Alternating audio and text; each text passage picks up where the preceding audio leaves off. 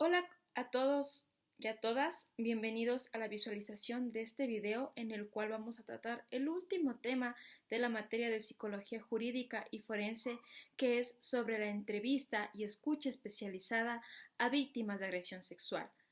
Vamos a empezar con la parte teórica, ya que esta es muy importante y necesaria para poder generar un amplio conocimiento y entender de mejor manera el caso asignado.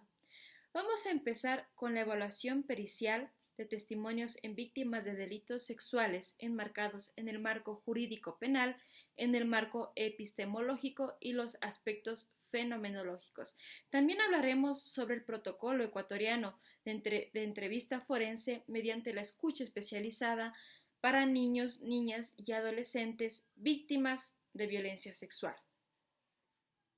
Empezamos con el marco jurídico penal. Primero, es importante tener conocimiento acerca de los artículos del COIP, como es el artículo 25, que nos habla sobre la tipicidad, que es la conducta del tipo del acto u omisión a la prescripción normativa, mientras que tipo penal es la descripción que realiza la ley respecto a la conducta punible.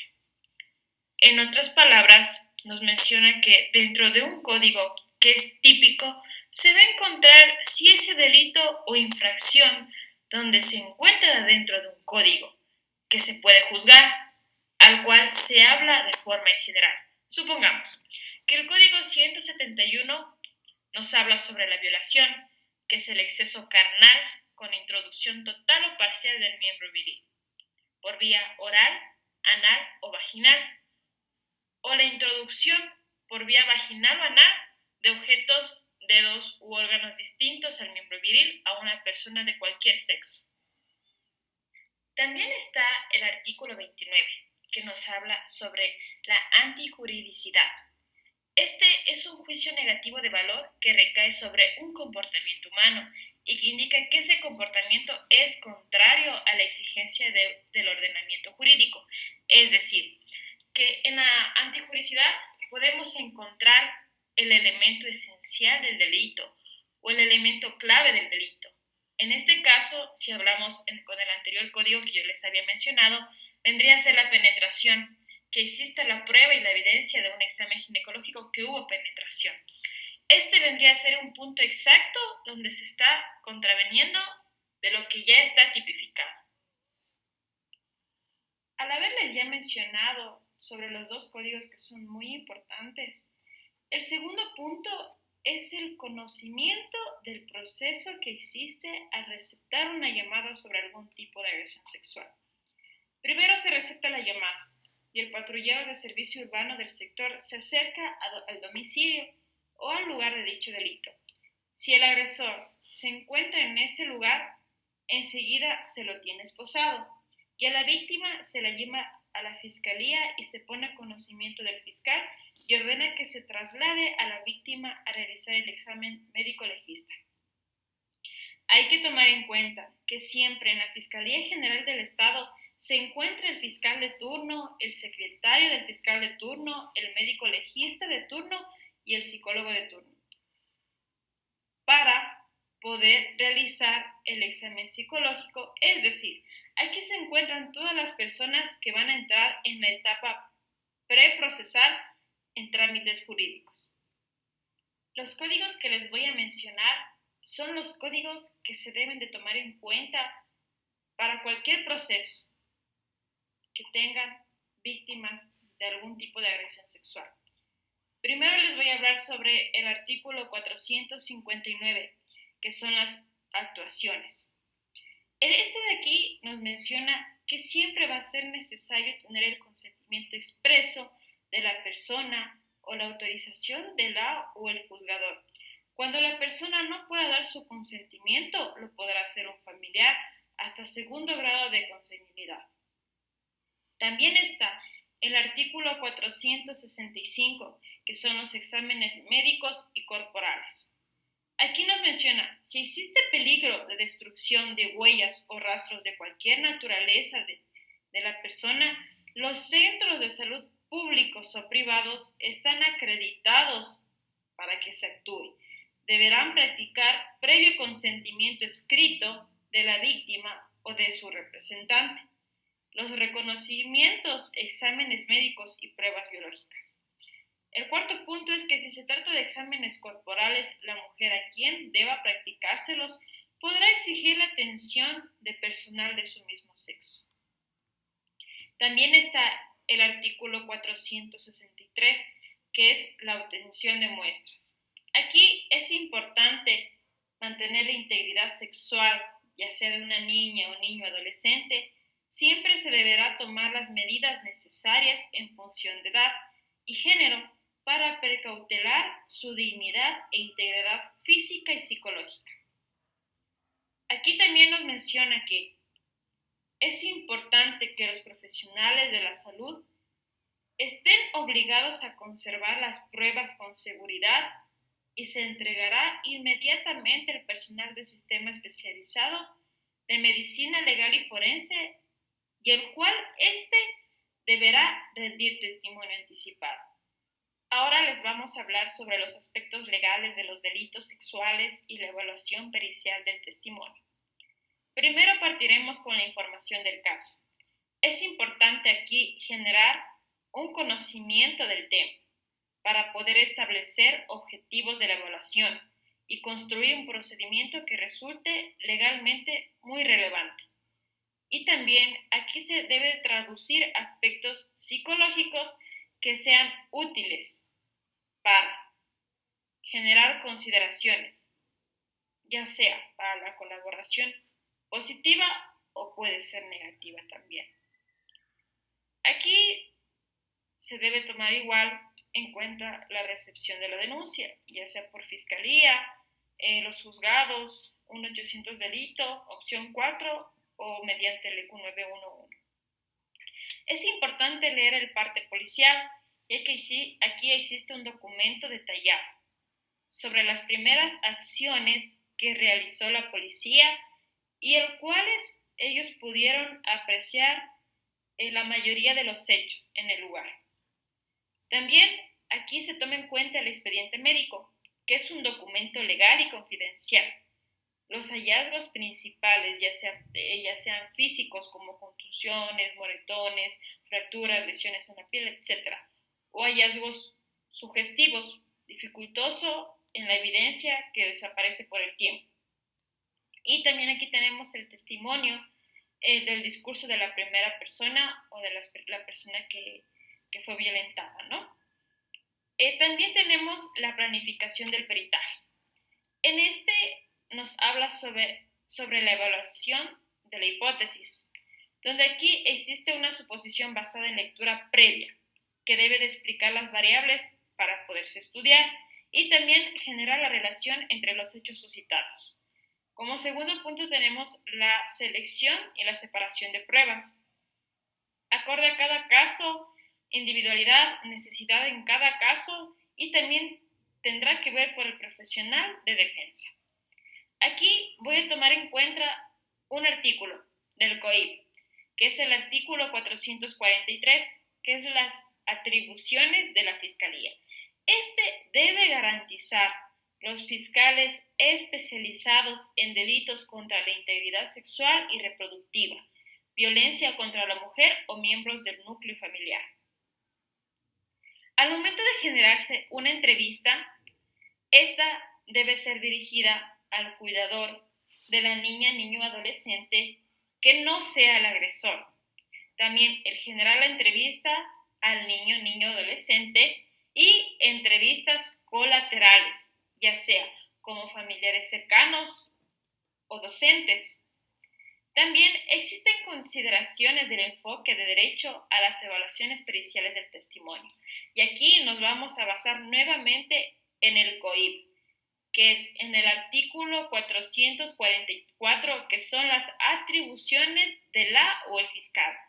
Aquí debe de existir la recepción de testimonio anticipado de víctimas de delitos contra la integridad sexual y reproductiva, trato de personas y violencia contra la mujer o miembros del núcleo familiar.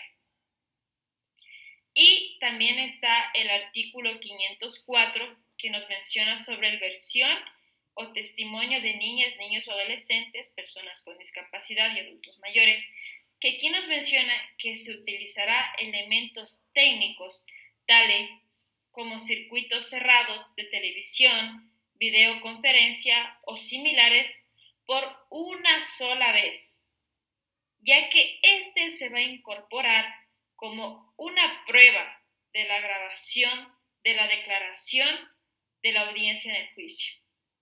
También encontramos que en el Código de Procedimiento Penal nos menciona en el artículo 95 que los informes periciales durante la indagación previa en la etapa de instrucción, los peritos realizarán informes sobre la experticia realizada. Este documento se lo incorporará al fiscal en el expediente y el defensor lo exhibirá durante la etapa media. También tenemos aquí una ley que es sobre la ley para prevenir y erradicar la violencia contra las mujeres. En el artículo 9 nos menciona: los derechos de las mujeres, niñas, adolescentes, jóvenes, adultas mayores, en toda su diversidad, tienen derecho al reconocimiento, goce, ejercicio y protección de todos los derechos humanos y libertades contemplados en la Constitución de la República, los instrumentos internacionales ratificados por el Estado y en normativa vigente, que comprende lo siguiente. En este caso sería el punto 7, 12 y 13. En el 7 nos menciona que ellas deben recibir la protección y atención integral a través de servicios adecuados y eficaces, de manera inmediata y gratuita para la víctima y de sus dependientes con cobertura suficiente, accesible y de claridad. En el 12 nos menciona a que no deben de ser confrontadas, ni ellas ni sus núcleos familiares, con los agresores, ya que aquí queda prohibida la imposición de métodos alternativos para la resolución del conflicto. Y en el punto 13 nos mencionan que a la verdad, a la justicia, a la reparación integral y a las garantías de no repetición frente a los hechos constitutivos de violencia ante las instancias administrativas y judiciales competentes. Otro tema que vamos a hablar son los aspectos fenomenológicos en la evaluación pericial del testimonio de víctimas de delitos sexuales. El primer aspecto son los antecedentes generales para la caracterización del fenómeno, es decir, qué antecedentes existen de violencia sexual aquí en el país. Lastimosamente, las víctimas, todas las personas de todos los tramos etarios pueden ser víctimas, pero existe un mayor porcentaje de delitos cometidos en niños, niñas y adolescentes, que va alrededor del 77%, con una primera experiencia de abuso que va desde los 8 a los 13 años.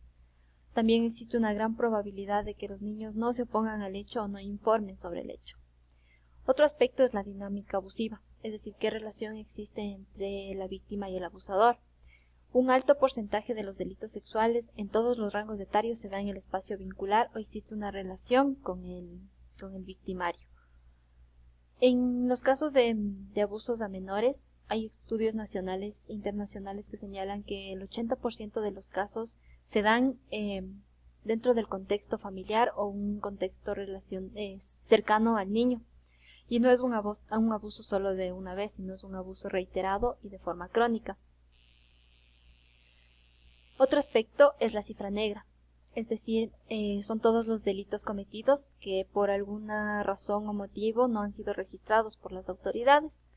Hay una mayor cantidad de cifra negra en delitos de abuso sexual que en delitos de otro tipo. Otro es los efectos de los delitos sexuales en las víctimas. ¿Qué causa el delito o qué consecuencia genera en la víctima el delito? También la develación. La develación es el proceso por el cual el abuso sexual es conocido por personas ajenas a la situación abusiva, siendo esta la primera instancia en la que se descubre o se divulga la información. Existen varias formas de realizar esta develación. Por ejemplo, la premeditada y espontánea, que se trata de una decisión intencionada de hablar sobre el hecho, una licitada o por un evento precipitante que cualquier otra situación lleva a que se hable o se dé a conocer sobre el delito, la provocada a partir de preguntas de adultos, son modificaciones conductuales o conocimiento de la situación en el ambiente cercano que provoca sospechas y hace que se pregunte o se aborde este tema directamente. El circunstancial o accidental, que una tercera persona descubre la situación abusiva ya sea por observación directa o por la existencia de evidencia. Y la sospechada no develada, que se sospecha de que existe una situación de abuso, pero no hay la confirmación de la misma. El último aspecto fenomenológico es la retractación. Esta es la negación total o parcial que hace una víctima sobre lo que ocurre o sobre lo que ha pasado sobre el delito sexual. Existe también un silencio sobre el hecho ya develado. Otro tema que vamos a ver son las competencias testimoniales y las variables que intervienen. Estas son las aptitudes de la persona para percibir, recordar y expresar con rigor los sucesos que se informan, considerando su capacidad para recordar detalles, su habilidad verbal para expresar los detalles con precisión y corrección, y su resistencia a las influencias exteriores que hayan podido contaminar el recuerdo. Una de las variables es la memoria. Toda la información recibida a través de los sentidos es continuamente procesada y cargada de significado. Pero esto depende de los sucesos y de cuán importante sea para nosotros lo que vamos a aprender. Es por eso que el testimonio se convierte en una declaración subjetiva, ya que depende de la capacidad cognitiva de quien testifica. Existen tipos de memorias que intervienen al momento de dar una declaración. La primera es la procedimental. Esta puede presentar valor testimonial al acompañarse el relato de un gesto o un movimiento automático no voluntario. La memoria episódica es el principal al momento de dar una declaración, ya que incluye el recuerdo de los acontecimientos autobiográficos recientes que estén bien consolidados. Y la memoria traumática. Los acontecimientos traumáticos se recuerdan mejor y son más consistentes con el paso del tiempo. Y este se caracteriza por tener un recuerdo claro y exacto sobre los detalles centrales del suceso, con una escasa distorsión de los datos. Ya tenemos también otra variable que es el lenguaje. El lenguaje permite al sujeto explicar sus acciones y reconstruir el pasado para brindar información pertinente. La siguiente variable es la sugestibilidad. Esta es la capacidad por la cual los individuos aceptan la información post-suceso y la incorporan a su recuerdo. También tenemos la fantasía versus la realidad. Se señala que los niños y niñas distinguen el mundo real del imaginario, aunque a veces los mezclen. Estos no manifiestan una confusión sistemática porque ellos son conscientes de que hay un mundo hipotético y un mundo real. De hecho, hay investigaciones en los que aseguran que en casos de abuso confirmado de niños existe un relato muy exagerado. Es por eso que no existen testimonios imaginarios, sino solo modificados al contexto del psique del niño. Y por otro lado, radican las patologías o alteraciones psiquiátricas que presentan una alteración en el juicio de la realidad. Y es ahí cuando se puede inhabilitar el testimonio.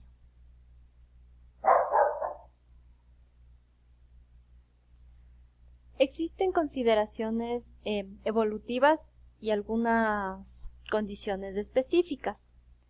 Hay que tener en cuenta las agresiones sexuales y qué impacto tienen en cada etapa del desarrollo. Por ejemplo, en la etapa preescolar existe una poca capacidad para darse cuenta de lo que está pasando alrededor del hecho, y es difícil dar significado a los hechos, es decir, puede existir una poca objetividad en la declaración.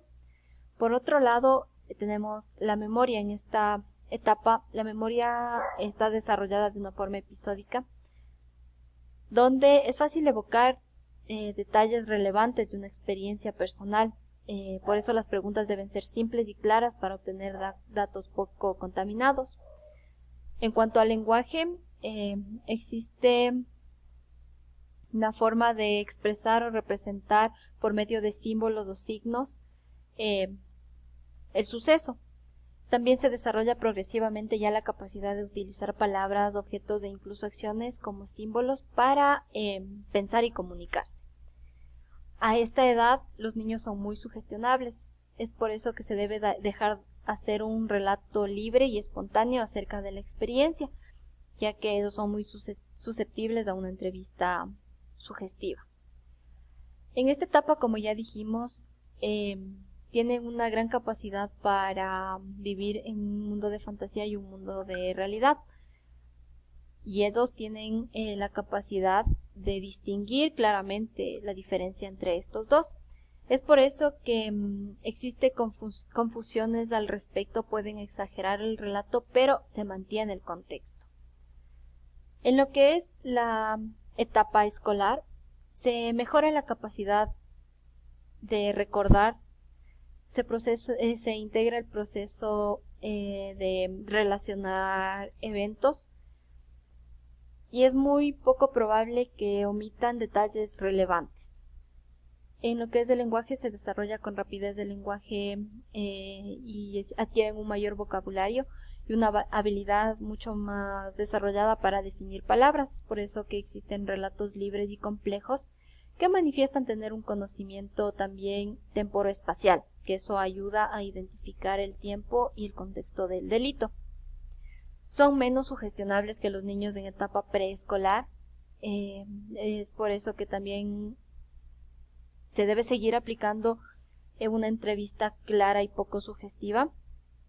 En cuanto a lo que es la fantasía versus la realidad, ellos son mucho más conscientes que están en un mundo real y diferencian con más facilidad la ficción. Existen exageraciones, pero son muy pocas y van acorde al contexto. En cuanto a la adolescencia, esta es una etapa que comprende un carácter de vivencias, logra fijar un recuerdo y evocarlo con mayor facilidad. También aumentan su capacidad de procesamiento de información y también incrementa la cantidad de conocimiento almacenado en la memoria. Es por eso que es mucho más fácil evocar hechos y sucesos e incluso datos relevantes, siempre que el evento sea traumático no cause un bloqueo en el adolescente. A esta edad ya adquieren habilidades de lenguaje para expresar un relato complejo y mucho más específico, son menos sugestionables y tienen la capacidad de distinguir con más facilidad el mundo real de la fantasía y no interviene, no afecta en su declaración. En la etapa de adultez, en la adultez temprana, no presentan alteraciones de la memoria en su mayoría y el relato es mucho más fácil expresar y evocar los recuerdos. En cuanto a la adultez mayor o tercera edad, ya refleja distorsiones cognitivas que hacen que el hecho sea recordado por fragmentos o con variaciones de los relatos. En cuanto al lenguaje, en el adulto joven y mediano es mucho más fluido, mucho más coherente y desarrollan la capacidad de expresar de manera muy coherente su relato. En cuanto a la sugestibilidad, los adultos jóvenes y medianos tienen la capacidad de no ser sugestionables. En cambio, los adultos mayores logran ser más pasivos frente a preguntas sugestivas, pero no dejan de lado el hecho central. Siempre y cuando no exista alguna patología que altere los niveles cognitivos del adulto, en especial del adulto mayor, no hay una mezcla entre el mundo real y el mundo ficticio. Otro tema que vamos a hablar es sobre el protocolo ecuatoriano de entrevista forense mediante la escucha especializada para niños, niñas y adolescentes que han sido víctimas de violencia. Esta es una adaptación contextualizada del protocolo de entrevista forense que ha sido desarrollado por el National Children's Advocacy Center de Alabama y fue coordinado por la Fiscalía General del Estado ecuatoriano en asociación con el Fondo de las Naciones Unidas para la Infancia y está vigente desde el 4 de enero del 2019. Este protocolo básicamente busca el respeto y la protección de los derechos humanos y constitucionales de las víctimas dentro del proceso judicial. El testimonio de los niños, niñas y adolescentes cobra notabilidad para la corroboración de los hechos, brindando un trato digno durante todo el proceso. Se adaptan las medidas necesarias para que se goce de una atención especial y no sea expuesto a la revictimización. Este protocolo cuenta con una entrevista forense. Esta estructura está dividida en 2 etapas. La primera etapa es introductoria, está destinada al establecimiento de empatía entre el entrevistador, incluye compartir los principios generales de la entrevista y el conocimiento del contexto en el que se vive el niño, niña o adolescente. Esta primera etapa tiene su introducción, interacción inicial o rapport, las instrucciones para la entrevista, una práctica narrativa y los diálogos sobre la familia. La segunda etapa se basa en preparar al niño o al adolescente para hacer espontáneamente la transición a la revelación o dejar la puerta abierta en el caso de que renuncie a narrar los hechos ocurridos o buscar ir canalizando la entrevista hasta un siguiente episodio o una siguiente sesión. Esta segunda etapa cuenta con la transición hacia la fase de relato de los hechos que se investiga. Es el cambio que existe de la primera a la segunda fase. Se entra en el contexto del hecho. Una descripción narrativa focalizada sobre el hecho. Las técnicas de aclaración suplementarias, las técnicas que pueden ser útiles en algunos niños, niñas y adolescentes. El uso de cualquier herramienta que ayude el adecuado nivel de habilidad para expresar el hecho. También tenemos el manejo de la interacción de las preguntas con la sala de audiencia, es decir, se corrobora de que los que están al otro lado de la cámara de GESEL tengan otras preguntas o quieran abordar otros temas. Y finalmente el cierre. Se prepara al niño o adolescente para el cierre de la entrevista, confirmando si el niño o adolescente dijo todas las cosas importantes sobre el caso. Luego de toda esta teoría, nuestra compañera nos hablará sobre lo más relevante del caso y también lo relacionará con la teoría antes mencionada. El caso que se va a presentar a continuación es sobre un presunto delito de violación. La víctima, una menor de edad, Andrea Gutiérrez, de 11 años, habría sido agredida sexualmente por parte de la pareja de su madre, a quien ella reconoce como su padrastro, el señor Juan Carlos Bonilla.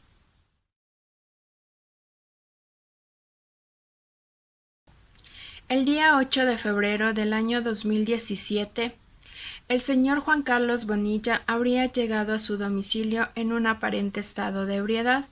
Al ingresar a la habitación que compartía con su pareja, se encontró con la menor Andrea Gutiérrez, quien estaba junto a su hermana y a su prima, las cuales se encontraban realizando tareas y mirando la televisión. La menor comenta que en el momento en que su hermana y su prima salen de la habitación, el señor Juan Carlos Bonilla procede a acostarse junto a ella, la abraza y seguidamente intenta bajarle con fuerza su pantalón. Eda, pese al esfuerzo que hizo por detener la acción, no pudo, por lo cual el señor Juan Carlos Bonilla, presunto agresor, procede a introducirle su miembro por vía anal. Una vez cometido el acto, le manifiesta a la menor que no diga nada, puesto que se metería en problemas.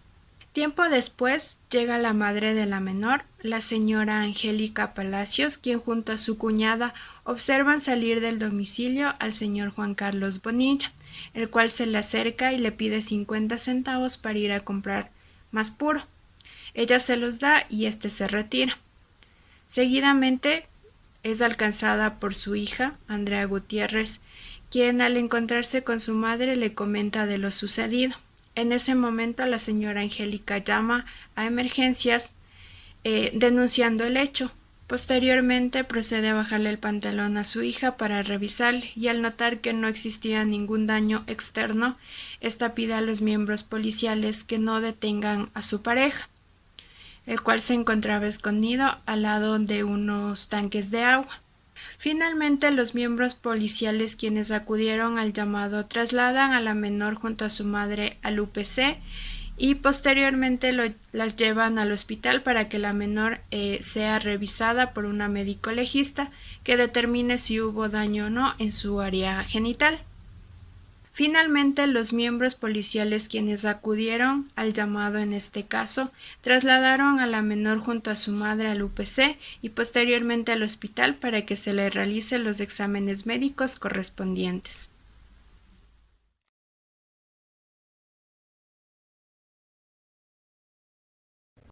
Marco jurídico penal de la evaluación pericial de testimonio en víctimas de delitos sexuales. Testimonios y expediente médico.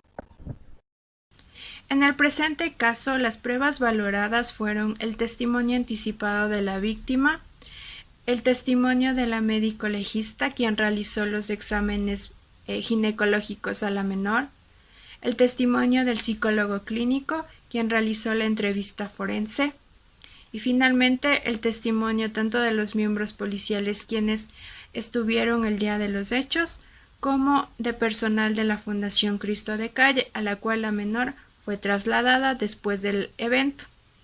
En el testimonio anticipado rendido por la menor Andrea Gutiérrez en la Cámara de Gesell, manifiesta: yo estaba en mi casa y mi mamá estaba trabajando. Estaba con mi hermana y mi prima, y el novio de mi mamá estaba chumado. Él se acostó en la cama y yo estaba yendo a hacer deberes de mi hermana, porque dijo que no puede dibujar. Entonces me cogió y me dijo: ¿puedo dormir con usted? Ahí estaba una hermana. Entonces después me acosté en la cama y ellas acabaron de hacer deberes y se fueron al parque. A lo que yo estaba ahí, él se abrió el pantalón y yo me estaba teniendo duro el pantalón así para que no me baje. Y me bajaba durísimo. Después se bajó el calzón, a mí también me bajó y después sacó el pene y me metió por atrás. Esta información es corroborada por la madre, quien manifestó que al llegar a su casa, la menor se acercó a ella y le contó lo sucedido. Su hija la alcanzó y le dijo: mamita, tengo que conversarte algo. Y le digo: mami, tú no me vas a creer, que el Juan Carlos me bajó el pantalón. Ella procedió inmediatamente a llamar a la policía. Después de revisarle a la menor y ver que no tenía nada, ella pide que no se lo lleven a su pareja.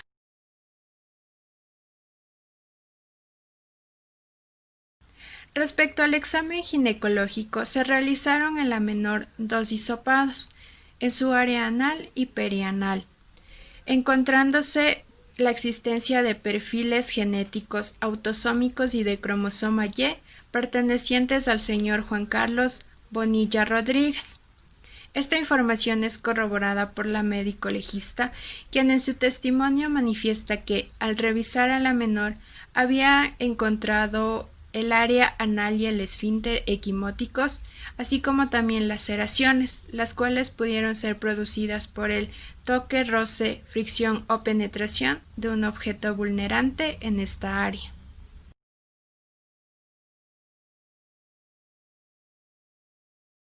En relación a la evaluación psicológica realizada a la menor, se concluyó que presentaba ansiedad, tristeza, problemas relacionados con el abuso, culpa, vergüenza.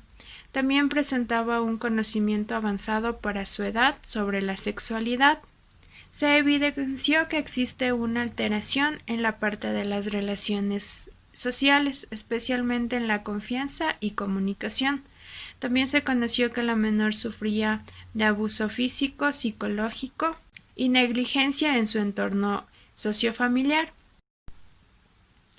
Es muy probable que en las entrevistas que se realicen a menores de edad tiendan a cambiar ciertos detalles en la narrativa. Sin embargo, en este caso, los hechos relevantes nunca cambiaron. La menor siempre manifestó que había sido agredida sexualmente por parte del señor Juan Carlos Bonilla.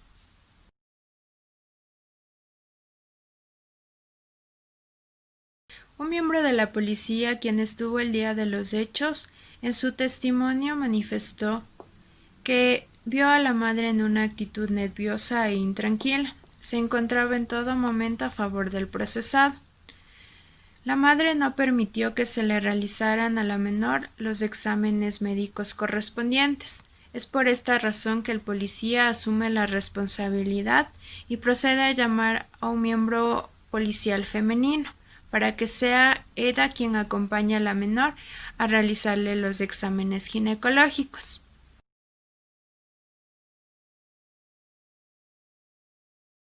Finalmente se presentan los testimonios tanto de la trabajadora social como de la psicóloga de la Fundación Cristo de la Calle, donde se encontraba la menor Andrea Gutiérrez. Ellas señalan que la menor le supo manifestar que el conviviente de su madre la habría agredido sexualmente, corroborando una vez más el testimonio de la menor. Consideraciones del enfoque de derechos en el contexto de la evaluación pericial de testimonio de víctimas de delitos sexuales. En el presente caso, al ser la víctima menor de edad, tuvo un acompañamiento permanente durante todo el proceso. El día en que fue citada a Fiscalía se solicitó que sea acompañada por su representante legal. En este caso, la menor se encontraba separada de su madre y fue acogida en la Fundación Cristo de la Calle. Fue la trabajadora social quien acompañó a la menor en este proceso. La entrevista se llevó a cabo en la Cámara de Gesell, la cual es apta para este tipo de procesos, ya que es un cuarto aislado en donde existe mayor privacidad y la menor puede sentirse en confianza para poder relatar los hechos. La investigación penal de los delitos sexuales. Es importante que se realicen diligencias de investigación de manera oportuna. Cuando se va a obtener el testimonio de la víctima, en el caso de niños, niñas y adolescentes, se requiere que exista un contacto inmediato, ya sea después de ocurridos los hechos o una vez que se haya presentado la denuncia. En este caso, el delito de violación habría ocurrido el día 8 de febrero del año 2017 en horas de la tarde. Ese mismo día fue denunciado el hecho por la madre de la víctima. Posteriormente se detuvo al presunto agresor y se trasladó a la víctima junto a su madre al hospital para que se le realizaran los exámenes médicos. Seguidamente se procedió a receptar la denuncia para empezar un proceso judicial en contra del señor Juan Carlos Bonilla. En cuanto al trabajo de Fiscalía, se realizó el protocolo de peritaje del entorno social y familiar de la víctima el 24 de febrero del año 2017. Dentro de la metodología utilizada estuvo un total de 4 entrevistas, 3 entrevistas colaterales, una visita domiciliaria, una ficha de observación y material fotográfico. La valoración psicológica fue realizada el 24 de enero del 2017 por parte del psicólogo perito de Fiscalía. La metodología empleada fue una entrevista forense y la aplicación de reactivos psicológicos.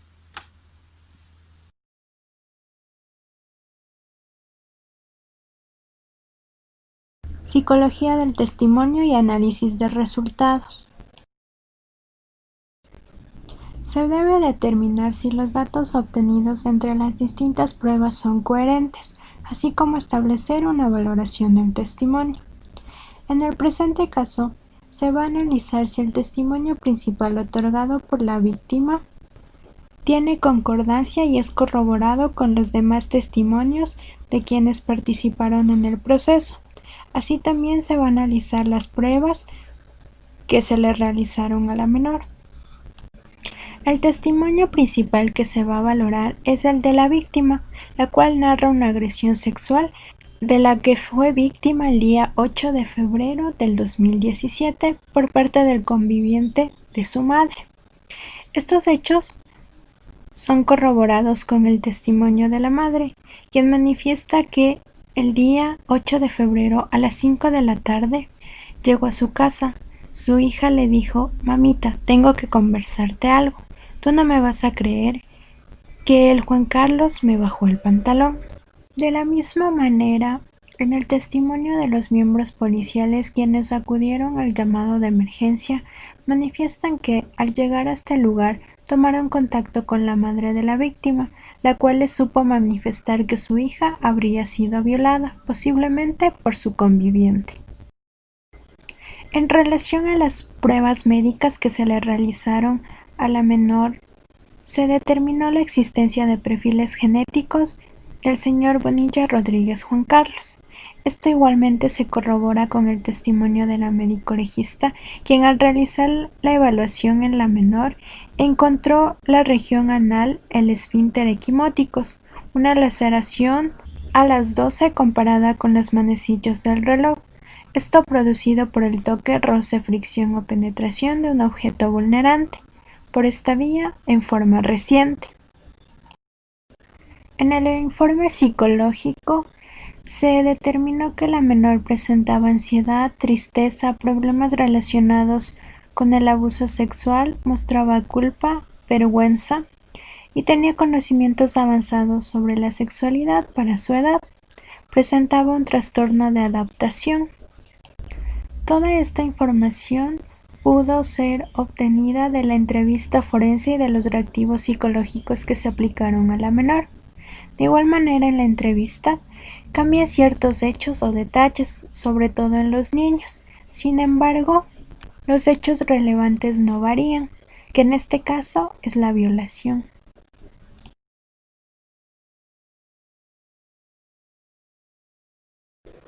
La dinámica abusiva. En primer lugar, vamos a hablar acerca de la dinámica abusiva y cómo este aspecto se manejó en el caso. La dinámica abusiva en agresiones sexuales muchas veces son cometidas utilizando estrategias que generan confusión en la víctima. En el caso de niños, niñas o personas con discapacidad intelectual, se puede dar a través de contactos abusivos en labores de higiene, en el cuidado, en un contexto lúdico o a través del uso de estrategias de seducción. Ello dificulta a la víctima la percepción de los hechos como abusivos. De acuerdo con los hechos relatados por la menor Andrea Gutiérrez, reconoce como su agresor al señor Juan Carlos Bonilla, pareja sentimental de su madre. En este caso, el presunto agresor no empleó ninguna estrategia para cubrir su delito, por lo cual no generó confusión en la víctima. Al contrario, ella reconoció que la acción que cometió su padrastro atentaba contra su integridad. Parte de este conocimiento también surge a raíz de que ella ya vivió un abuso por parte de un familiar. Efectos de los delitos sexuales en las víctimas. Una vez que se ha identificado cuál fue la dinámica abusiva en el caso, pasamos a los efectos de los delitos sexuales en las víctimas. En este caso, la valoración psicológica pericial determinó que la menor presentaba una afectación psíquica, la cual se identificaba con problemas relacionados con el abuso sexual por parte de una persona ajena al grupo de apoyo. Adicional a estas afectaciones, debido a su contexto sociofamiliar disfuncional, sobre todo con la presencia de violencia intrafamiliar, se identifican trastornos de adaptación sin especificar. Competencias testimoniales y variables intervinientes. La psicología del testimonio ha sido denominada como competencia o capacidad testimonial. El concepto alude a la capacidad que tiene la persona para percibir, recordar y expresar con rigor los sucesos que está informando. Para que exista exactitud y fiabilidad del testimonio, se debe tener en cuenta aspectos como los procesos de recuperación en recuerdo y reconocimiento y los sistemas de memoria. Es importante considerar que la memoria pasa por 3 fases, que son la codificación, el almacenamiento, retención y recuperación. En este contexto de ideas, fueron estimulados varios tipos de memoria en la menor Andrea Gutiérrez, con la finalidad de obtener la mayor información en su testimonio. Dentro de las memorias que se estimularon está la memoria de reconocimiento, la memoria de evocación libre y la memoria episódica. Para estimular la memoria de reconocimiento del menor, el entrevistador procede a realizarle preguntas en donde el niño debe elegir o simplemente afirmar o negar. En este caso, el entrevistador le pregunta: ¿sabes por qué estás aquí? A lo que ella contesta que sí. Posteriormente se procede con la memoria de evocación libre. En este tipo de memoria, el entrevistador estimula una narrativa libre del niño, de modo que proporciona detalles de su experiencia.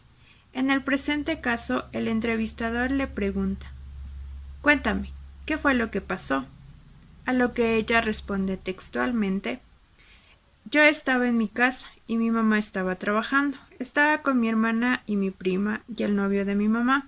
Estaba chumado. Él se acostó en la cama y yo estaba yendo a hacer deberes de mi hermana, porque dijo que no puede dibujar. Entonces me cogió y me dijo: ¿puedo dormir con usted? Entonces después me acosté en la cama y ellas acabaron de hacer los deberes y se fueron al parque.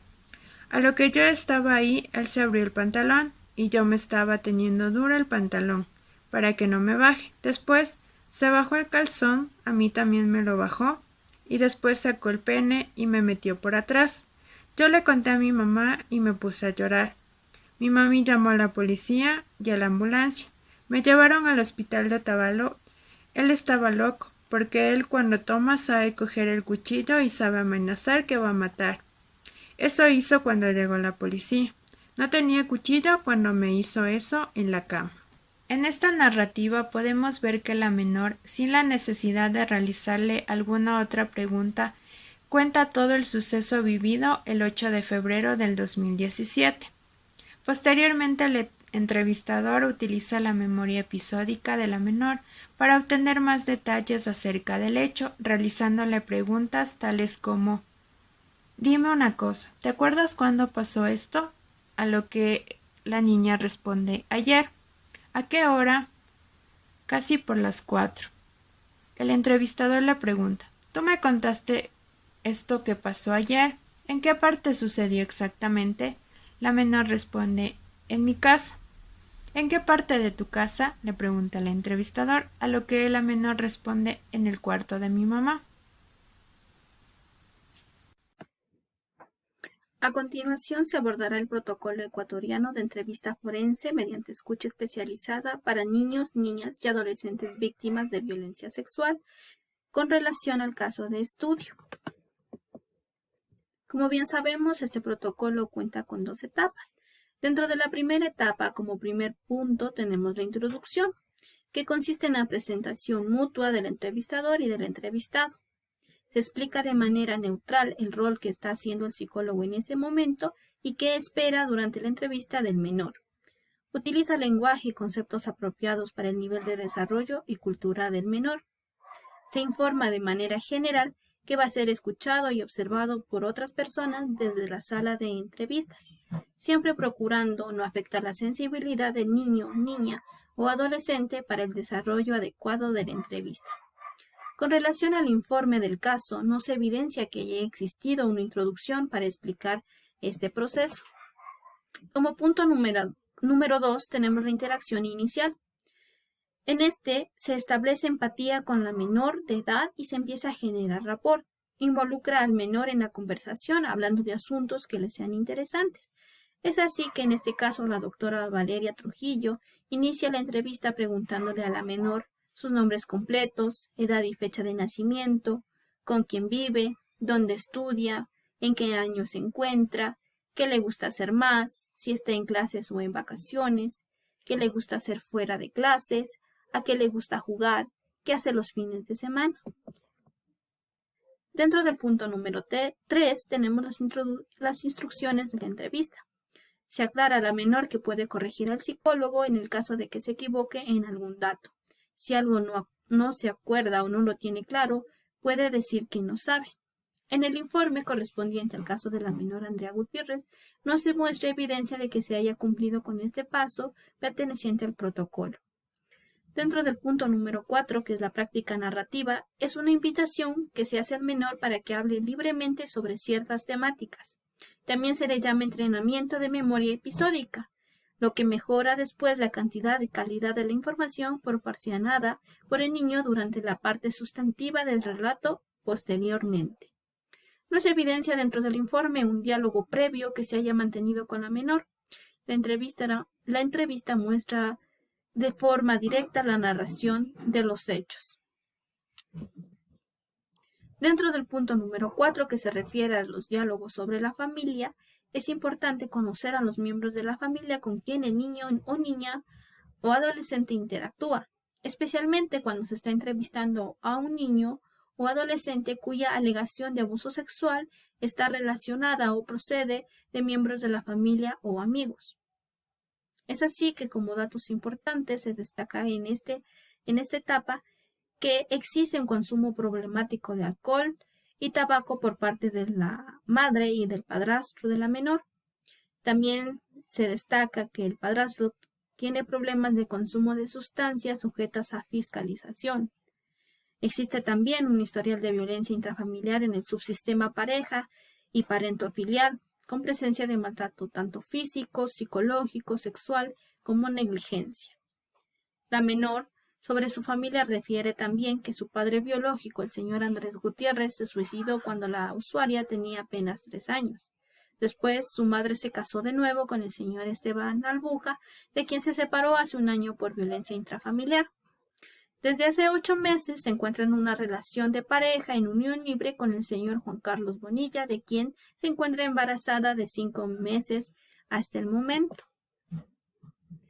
Dentro de la segunda etapa se da la transición hacia la fase del relato de los hechos que se están investigando. En este paso es importante asegurar la narrativa total y completa del incidente denunciado. Luego de haberle preguntado acerca de su familia y cosas de interés a la menor, la psicóloga procede con el interrogatorio principal sobre la materia del testimonio anticipado. Es así que la doctora Valeria Trujillo hace 2 preguntas importantes para iniciar con esta etapa del proceso. ¿Tú sabes por qué estás aquí? A lo que la menor responde que sí.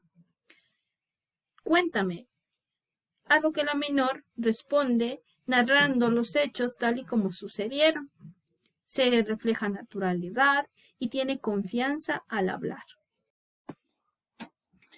Dentro del punto número 2 tenemos la descripción narrativa focalizada. Es importante que el entrevistador realice preguntas sobre el tema con la finalidad de obtener más información.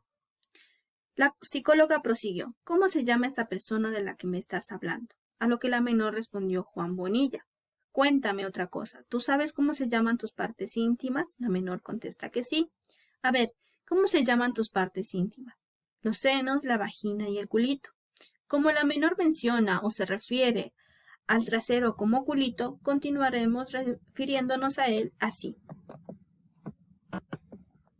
Dentro de las técnicas de aclaración, consiste en servir como medio para restablecer el contexto y ayudar al niño o adolescente a recordar información adicional sin el uso de preguntas tan directas. En la entrevista a la menor se pudo obtener información más detallada de los hechos, así como también se conoció de una segunda agresión sexual por parte de un familiar. La técnica que se empleó fue la de preguntas abiertas. La psicóloga preguntó: dime una cosa, cuando pasó esto que tú me contaste de ayer, ¿te dolió? ¿Sangraste? ¿Qué pasó? A lo que la menor responde libremente: solamente me dolió. Y ayer por la noche nos fuimos con la DINAPEN y la policía y me hicieron revisar con una doctora. Y estaban diciendo que tenía algo, pero me limpiaron. Dentro del punto número 4 está el manejo de la interacción de las preguntas con la sala de audiencias. En este punto se verifica si algún profesional, como el trabajador social o el médico legal, tienen alguna pregunta para el menor. En este caso no existieron intervenciones por parte de las personas presentes en la entrevista, por lo cual se dio por finalizado el proceso. A continuación se da el cierre. Es llevar a la conversación hacia temas neutrales de interés del menor que hagan que la menor se sienta nuevamente a gusto o más cómodamente. En el informe del caso no se describe cómo se llevó a cabo el cierre de la entrevista. Ahora vamos a describir las diferencias y las semejanzas en la estructura de los informes periciales, psicológicos y otros que se encuentran en el caso. Los informes, tanto como el informe del entorno social, el informe psicológico y el informe psicológico pericial. Bueno, como vemos en el cuadro, están los 3 informes que hablamos anteriormente. Vamos a sacar las diferencias y las semejanzas de cada apartado. Es notorio recalcar que cada apartado tal vez no estén en varios informes. Y también de cada apartado sacaremos la información en la que va y la información en lo que nos ayuda a cada perito. Bueno, vamos a hablar sobre el informe psicológico pericial. En el primer apartado que nos da, habla sobre los datos generales. Tenemos tanto como quién va dirigido. En este caso sería quién manda a hacer este informe psicológico. También el número de oficio, la etapa del proceso y también de quién es emitido. En este caso sería por el psicólogo clínico que realizaría este informe psicológico pericial. Vamos a hablar sobre el siguiente apartado llamado identificación del caso, que va del informe del entorno social. En este informe cuenta con la identificación de tanto de la institución, quien manda a pedir, que en este caso sería la fiscalía, número de oficio, número de expediente, también la autoridad, que también es la abogada María Bernal, y también el tipo de delito, que es violación, la condición del delito, que en este caso ha sido por el padrastro, y también la relación que tiene con la víctima. Bueno, en estos datos vamos con lo tanto los datos de identificación y también los datos de identificación de usuario. En estos datos nos menciona tanto el apellido, nombre, cédula de identidad, pasaporte, fecha de nacimiento, edad, nacionalidad, si es que requiere algún intérprete, si es que habla algún otro idioma, orientación sexual, lugar, residencia, dirección, domiciliaria o teléfonos. Cabe recalcar que esta es una semejanza en cual los tres informes tienen la misma finalidad, sacar la mayor información de quién va remitido el informe. En este caso sería de la niña Emily, la cual es la víctima. Continuamos con el objetivo de la pericia, en este cual cuenta solo el informe psicológico pericial, en el cual nos manda sobre quién manda la solicitud. En este caso es la abogada María Magdalena. El motivo de consulta, en el cual solo se encontró en el informe psicológico, en este cual nos menciona sobre el motivo de que se realiza este cierto informe y esta valoración psicológica. Ahora hablaremos sobre la metodología usada y también el resultado y la aplicación de reactivos psicológicos, en el cual se mencionan los tres informes. En el primer informe realizó 4 entrevistas, una visita domiciliaria, 3 entrevistas colaterales, observaciones, material fotográfico y material bibliográfico. En el otro informe, en el informe psicológico, se realizó el test de familia, el test de personalidad, cuestionarios de FL, CIL, y en el informe psicológico pericial se vio la utilización tanto del instrumento de la entrevista, los genogramas, también una guía de intención integral de la violencia de género emitido por el Ministerio de Salud Pública del Ecuador, y también el inventario de frases revisado, también el inventario de adaptación de conducta llamado IAC, y también el test conocido de mis emociones. En el siguiente apartado vemos sobre una breve descripción de la unidad familiar que se enrollan con la víctima. Este apartado más va sobre el informe de entorno social, en el cual va sobre la padre, el madre y la hermana. En este apartado tenemos sobre los resultados de los reactivos psicológicos que hablamos anteriormente. Nos muestra sobre la identificación de cada resultado de cada test. En este apartado solo tenemos en el informe psicológico y también en el informe psicológico pericial. En el siguiente apartado vemos el análisis forense, que únicamente este apartado nos encontramos en el informe psicológico pericial. Este apartado nos muestra sobre información en el cual da sobre los presuntos daños que tuvo el delito o tal vez o por qué se dio el delito, una percepción psicológica pericial. En el siguiente apartado nos da una interpretación diagnóstica. Únicamente encontramos esto en el apartado de informes psicológicos, y también la interpretación diagnóstica nos da también el análisis forense, en el cual nos da diagnósticos basados en el CIE-10 o también en el DSM-5 sobre los trastornos que puede tener la niña tras el presunto delito. En los siguientes apartados tenemos las conclusiones y recomendaciones, en cuál es una semejanza que nos encontramos en los 3 informes psicológicos. En cual esto es en la parte de los profesionales, al final de recabar tanta información, es lo que ellos piensan, dan una conclusión y también recomendaciones hacia la fiscalía. Vive en un factor de riesgo, que es en su hogar, por lo cual se dio la presunta delito. Bueno, espero que les haya gustado y hayan entendido. Ahora vamos a explicar las diferencias y semejanzas entre informes periciales de otras especializaciones con los informes periciales psicológicos del caso. Contamos con 2 tipos de informes periciales. El informe pericial psicológico, que era para determinar la afectación psicológica que la menor de 11 años, Andrea Gutiérrez, pudo haber sufrido a causa de una presunta violación, y el informe pericial del entorno social, que busca exponer las condiciones que presentan a ser de alguien vulnerable y factores de riesgo encontrados en el ambiente familiar. Estos informes difieren principalmente por su objetivo respecto a la investigación. Sin embargo, se asemejan en que contribuyen a esclarecer un suceso con presunción de delito. Entre las principales diferencias destacamos algunas entre la estructura de los informes periciales psicológicos. También tenemos entre los datos generales que el primero cuenta con 2 apartados y el segundo con 3 apartados distintos.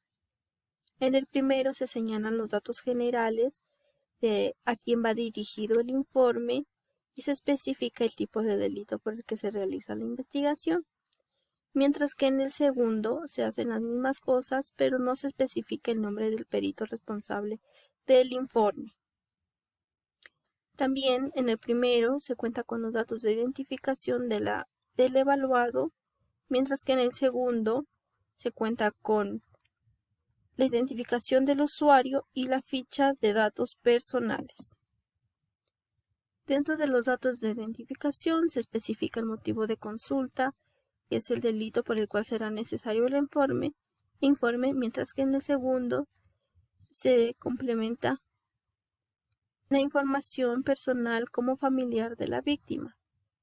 Dentro del objeto de la pericia tenemos que en el primero es la valoración psicológica a la víctima para establecer la afectación psicológica por violación y en el segundo la valoración del entorno social y familiar de la víctima.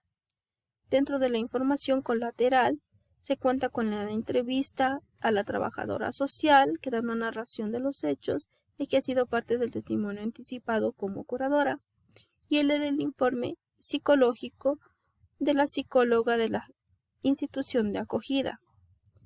En el segundo tenemos que dentro de la metodología la información colateral proviene de la institución de acogida e institución educativa. Dentro de los antecedentes se toma en cuenta la versión de la menor y de su entorno familiar, mientras que en el segundo se toman las versiones tanto de la madre, trabajadora social, como la psicóloga y la docente.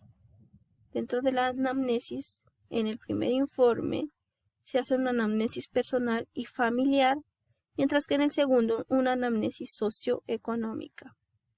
Sobre los datos del delito, se toma en cuenta en el primer informe que la menor es agredida sexualmente por su padrastro mientras la madre se encontraba ausente, y en el segundo afirma que se llevó a cabo dentro del núcleo familiar y del cual la madre muestra apoyo hacia el agresor del delito. Metodología aplicada. Dentro del primer informe, que es el pericial psicológico, se entabla una entrevista forense siguiendo protocolos de entrevista para mujeres con violencia psicológica y también se aplica reactivos psicológicos como es el inventario de frases revisado, el inventario de adaptación de conducta y test de conociendo mis emociones para valoración de la inteligencia emocional. Mientras que en el segundo informe se realizan 4 entrevistas a la madre, psicóloga y trabajadora social de la institución de acogida, entrevista colateral, que son a los familiares, visita domiciliaria, observación y se recoge material fotográfico. Dentro del análisis forense se descubre ansiedad, tristeza y problemas relacionados con el abuso sexual, mientras que en el segundo informe que se determina un ambiente familiar no favorable y de riesgo para la menor. Dentro de las conclusiones hay afectación emocional desde depresión hasta estrés y problemas ligados al bajo rendimiento y las relaciones interpersonales. En el segundo, hogar disfuncional y desorganizado. El pronóstico dentro del primer informe es favorable siempre y cuando se restablezca un entorno familiar adecuado, mientras que en el segundo informe no hay pronóstico. Dentro de las recomendaciones en el primer informe tenemos hacer psicoterapia individual familiar para reducir sintomatología encontrada, mientras que en el segundo informe se recomienda continuar al amparo de la institución de acogida. Como semejanzas entre el informe pericial psicológico y el informe pericial del entorno social, encontramos que hay ciertas semejanzas en la estructura. Dentro de los antecedentes, Como antecedentes en ambos informes, lo más importante es describir las condiciones de la víctima, tanto personales como de contexto familiar y socioeconómico, identificando la vulnerabilidad, así como describir en qué circunstancias se dieron los hechos. Dentro de los datos generales, información cómo identificar el caso y proceso que se lleva a cabo, por lo cual se asigna una numeración única al informe que permite al documento no ser confundido con ningún otro. Dentro de los datos de identificación se expone de forma detallada información sobre el evaluado, en este caso la víctima. Dentro del objeto de la pericia, ambos informes se enfocan en cómo la víctima vivió el hecho desde sus condiciones personales, circunstancias externas, factores de riesgo y protección. Metodología aplicada. El objetivo de la metodología en los dos informes es identificar cuán afectada y vulnerable se encuentra la víctima. Dentro del análisis forense se aborda el contexto familiar y se determina que no es adecuado para contribuir al desarrollo de la menor, que es necesario tomar acciones inmediatas para restaurar el entorno familiar y que éste sea favorable. Dentro de las conclusiones en ambos informes salta a la luz la negligencia y la vulnerabilidad a la que se encuentra expuesta la menor, siendo que el entorno familiar no es un lugar seguro. Y en las recomendaciones, dentro del ambiente familiar se requiere un proceso psicoterapéutico para que se restablezca un entorno adecuado familiar. Ahora vamos a analizar la información colateral con el contenido de los informes periciales psicológicos. ¿Cómo se usa esta información en la pericia psicológica? Las evaluaciones colaterales realizadas a la víctima fueron 3, el informe psicológico y el informe social, que fueron emitidos por la Fundación Cristo de la Casa, y la evaluación psicológica por parte del psicólogo perito de la Fiscalía. Esta información permite verificar los datos obtenidos del evaluado con la declaración de personas cercanas al hecho. Es fundamental dar importancia y validez a los datos obtenidos en las evaluaciones colaterales porque ayudan a analizar el contexto general previo al hecho delictivo y posterior. El primero es el informe social por parte de la Fundación Cristo de la Casa. Por medio de este informe se dio a conocer que la niña Andrea Gutiérrez vivía en un hogar disfuncional e inestable, con antecedentes ya de violencia, maltrato y un ambiente familiar conflictivo. El lugar físico no era el adecuado ya que vivía y residía en el hogar del agresor junto con la familia del mismo. La madre mostraba ser una persona negligente frente a sus hijos porque en la evaluación, en la entrevista que se realizó a la institución educativa a la que asistía la víctima, se dio a conocer que existía un descuido completo en lo que se refiere a presentación y aseo personal, también al cumplimiento de las tareas y responsabilidades escolares. Gracias a este informe se decidió que la niña sea reinsertada al hogar de sus abuelos paternos, decisión a la que la madre no se opuso ya que sabía que era un contexto mucho más sano para la niña. Conocer todos estos antecedentes familiares en donde se dio el suceso, donde vivía, es fundamental para entender la dinámica familiar y los factores de riesgo que existen en el hogar de la víctima, y también para confirmar los relatos ya planteados y cómo se dio el acto. La segunda entrevista colateral fue el informe psicológico emitido por la Fundación Cristo de la Casa. A pesar del hecho que vivió la niña Andrea Gutiérrez al momento de la evaluación psicológica realizada por la psicóloga del hogar de acogida, ella se muestra aparentemente estable. Aunque en los reactivos que se le aplicó ella muestra inseguridad, sentimientos de indefensión, retraimiento, timidez, ansiedad y una actitud evasiva ante la situación. Gracias a esta evaluación se puede aplicar las técnicas adecuadas para dar tratamiento y seguimiento a estos signos y síntomas que ella no muestra a simple vista. Por otra parte, en el informe psicológico pericial, la niña Andrea Gutiérrez presenta una actitud muy colaborativa, se nota extrovertida, con una actitud de incertidumbre a causa del hecho, presenta antecedentes de riesgo psicosocial familiar por el abuso. Después del hecho, se identifican en ella problemas relacionados con el abuso del niño por persona ajena al grupo de apoyo primario, con presencia de culpa, vergüenza, miedo y tristeza a causa de los hechos del presunto delito. Por su contexto familiar disfuncional y sobre todo por la presencia de violencia intrafamiliar, se identifica un trastorno de adaptación sin especificar, y es necesario que se logre ratificar los datos ya obtenidos por parte de la fundación que acogió a la víctima y dar una intervención adecuada y oportuna por parte de los organismos que son responsables. ¿De qué manera influye el uso o el no uso de estas entrevistas colaterales? Es indispensable la presencia de una evaluación colateral, ya que es necesario que existan fuentes que ratifiquen los hechos y den una perspectiva completa del suceso. Sin estas evaluaciones, el testimonio carecería de fundamentos que podrían poner en duda la declaración y el hecho de abuso. Por otra parte, son importantes los diagnósticos que se realizan para determinar la afectación que causó en la víctima el hecho. En este caso, la niña presenta un pronóstico que es favorable que fue diagnosticado por parte del psicólogo perito, y gracias a sus altos niveles de resiliencia, siempre y cuando asista a terapia, tendrá un desempeño favorable frente al caso. Yo les voy a hablar acerca de la actividad 3.4, donde se establece demostrar por medio del estudio clínico el contenido del análisis forense y sus conclusiones. En cuanto al informe pericial forense, se cuenta únicamente con las evaluaciones realizadas a la presunta víctima, puesto que el acusado se acogió al derecho del silencio. Tampoco se encuentran las pruebas periciales psicológicas realizadas al procesado. De este modo, para el análisis forense y la recolección de datos relevantes dentro de la pericia psicológica, en cuanto a la presunta víctima, se aplican varios reactivos, basándose en los diferentes protocolos establecidos tanto por el Ministerio de Salud Pública como de la Fiscalía General del Estado, así como también se basó este estudio en el protocolo de entrevista forense del Estado de Michigan. Todo esto sirvió para la realización del correcto procedimiento en cuanto al caso presentado. Dentro de los reactivos psicológicos se emplearon varias herramientas.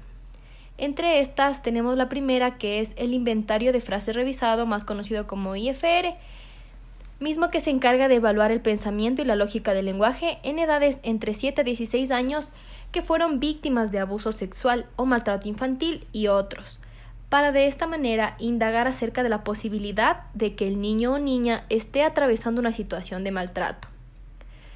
Gracias a este instrumento se pudieron evidenciar, en cuanto a los resultados de este inventario, que la menor no presenta daños significativos en cuanto al pensamiento y la lógica relativos a su edad. Sin embargo, es bastante importante destacar que durante la entrevista psicológica se pudo observar que la menor presenta un lenguaje basado en conocimiento sexual precoz o inapropiado para la edad cronológica. Además, existe un historial de violencia intrafamiliar dentro del subsistema de pareja y también parentofilial, donde existió la presencia de maltrato físico, psicológico, así como negligencia sexual y también, al parecer, relaciones vinculares disfuncionales sin involucramiento afectivo. Tampoco hay límites ni comunicación, es decir, la comunicación es bastante deficiente. Otra de las herramientas que se emplearon fue el inventario de adaptación de conducta, o IAC, que es una herramienta que evalúa el grado de adaptación en los siguientes aspectos: personal, familiar y escolar. Los resultados arrojados dentro de esta evaluación aplicada a la menor demuestran que la víctima posee una autopercepción normal en el ámbito personal. Además, percibe un clima de hogar desfavorable, con una actitud crítica que genera dificultades en la relación familiar. Además, en el ámbito escolar, establece que aceptan las reglas de la institución educativa en condiciones normales, el trato con los profesores y compañeros también se presenta como normal y, asimismo, la menor presenta un ajuste social normal. Sin embargo, dentro de este instrumento también se logra reflejar una autopercepción normal en lo personal. Esto es un punto bastante favorable a destacar, ya que a pesar de la situación que atraviesa la menor y que en un futuro obviamente podría servir como un punto a favor en cuanto al tratamiento psicológico y su pronta recuperación, es decir, es una fortaleza que la niña presenta a pesar de la experiencia vivida. Además, se emplea como tercera herramienta el test Conociendo mis emociones, mismo que se encarga de evaluar la inteligencia emocional, así como las características de personalidad y carácter que van a influir y a ser fundamentales para que la persona se desarrolle feliz, logre alcanzar las metas que se proponga y sea más exitosa. Gracias a esta herramienta se logró establecer que la menor presenta un bajo nivel en el ámbito de socialización, lo que es un punto importante a considerar dentro del tratamiento, ya que esto podría deberse a los sentimientos de culpabilidad, vergüenza y temor que le generaron sus experiencias pasadas.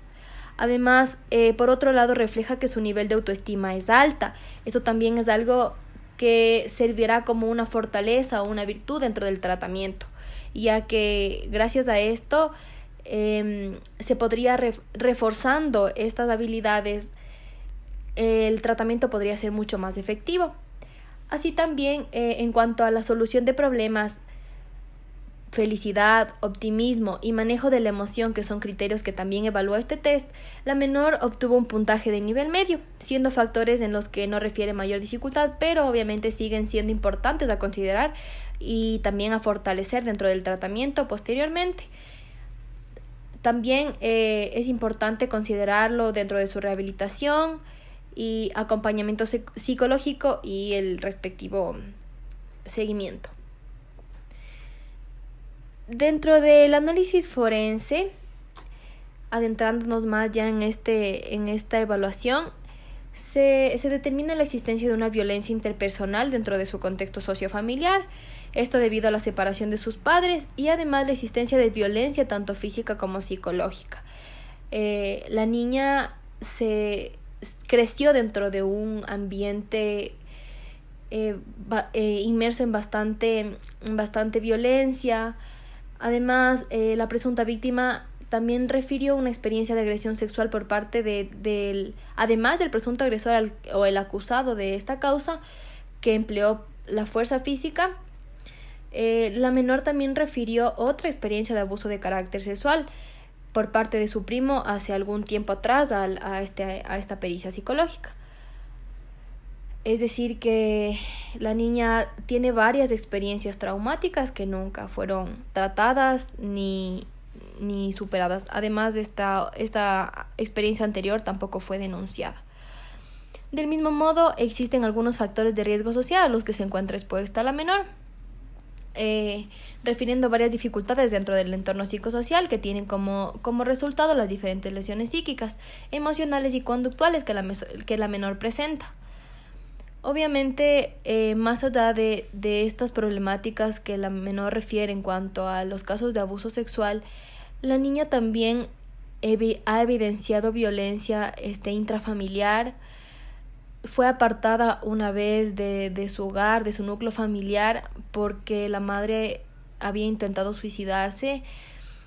Entonces la niña fue apartada, fue enviada con su tía y obviamente aquí fue donde la niña vivió esta otra experiencia de abuso sexual.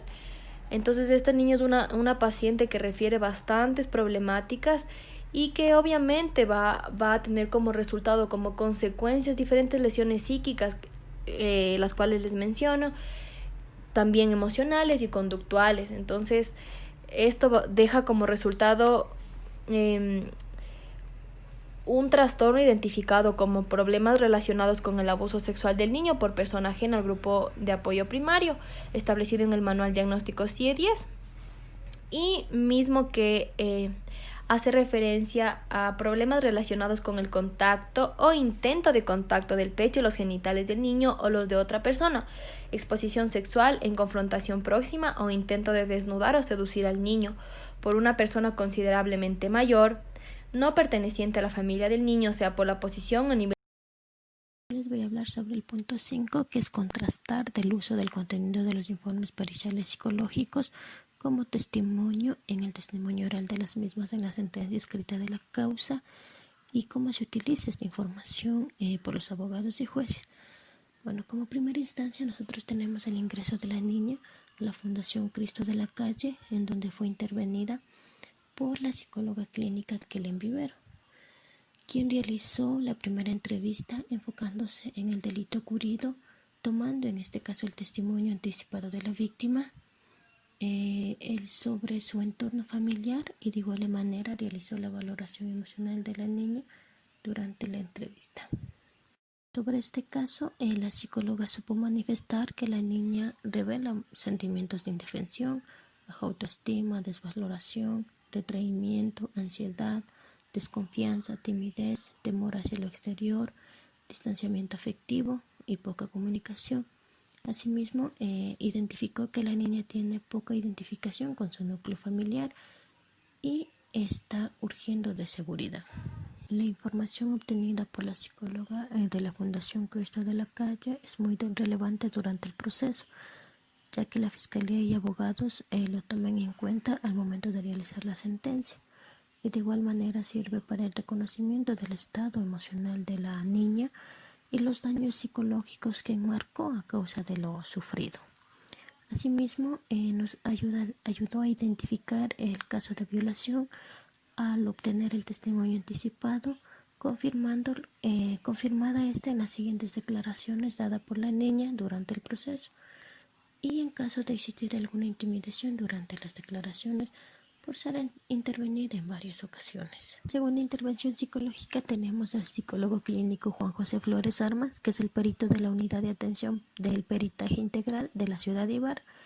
El psicólogo también realizó la entrevista, tomó el testimonio del caso de la niña, en donde supo manifestar que existió algunas contradicciones, pero que generalmente esto pasa en víctimas de violencia y en niños.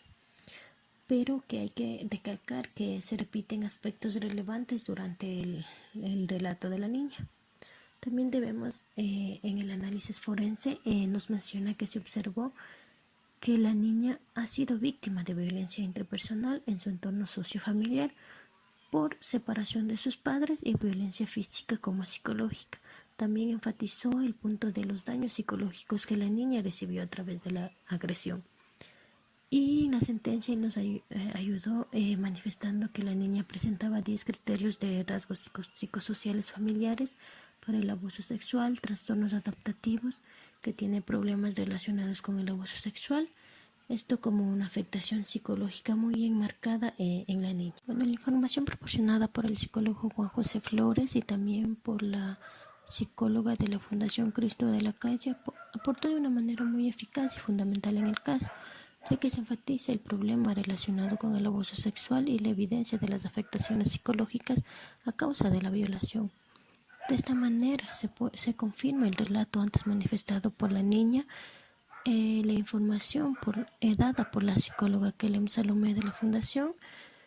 También de esta manera se enfatiza la importancia del testimonio anticipado de la víctima y ayuda a comprobar el agravante de violación y de los daños psicológicos que quedan y que son bastante alarmantes para la menor de edad. Gracias a esta información brindada, Fiscalía, en base a todos los elementos presentados, puede emitir una sentencia en contra del agresor en la que se respalda conforme a lo establecido en el artículo 70 del COIP en su numeral 13 y a la Constitución en el artículo 78 del COIP.